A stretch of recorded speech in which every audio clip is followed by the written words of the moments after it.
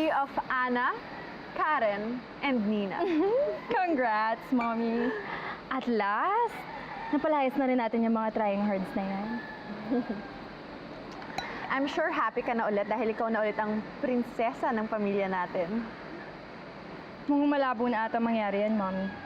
Because in a very short time, nakuha na ni Angel yung tiwala nila Lolo Sernan. Mukhang kailangan ko na ata talagang i-accept na magkakaroon ako ng kahati sa lahat ng bagay. No, Carla.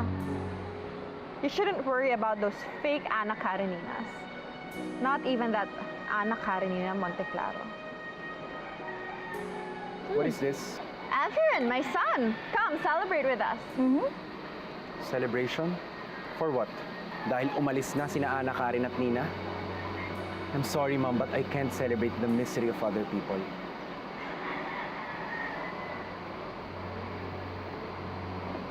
So what do you mean? Nakakalabanin mo ang sarili mong pamilya? Nakakampihan mo ang mga hampas lupang yun? Mommy, na-brainwash na yan ni Karen. Paano? Nakikipag-chami-chami siya doon. Adrian, I am grooming you to be the next president of Monteclaro Conglomerates. Si Karen, walang future. Malaking kabobohan kapag pinagpalit mo ang maganda mong future para lang sa babaeng yun. So I suggest, kalimutan mo na siya. Do you understand?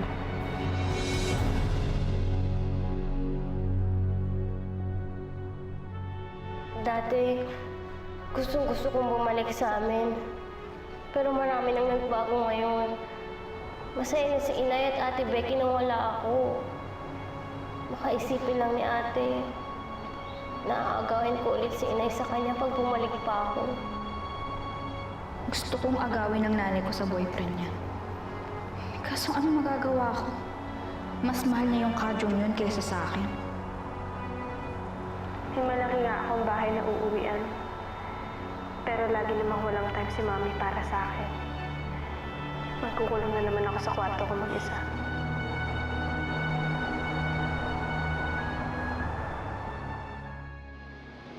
Bricks!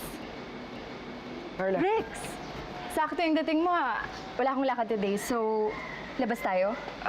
Carla, pas muna ah. Dito lang tayo sa bahay tumambay. Let me guess. Parang alam ko na kung sino hinahanap mo eh. Hinahanap mo si Ana, no? Sorry. Hindi na sila dito nakatira kasi pinalayas na sila ni Lolo Sernan. Ha? Bakit? Bakit? Kasi inaway nila yung totoong Ana Karenina. Ang lalakas ng loob, di ba? Saan daw siya nagpunta? I don't know. The hell I care. Bakit kaya hindi ka pumunta sa mga fish port, tapos ipagtanong mo baka meron doong nagtitinda ng daing, baka nandun si Ana.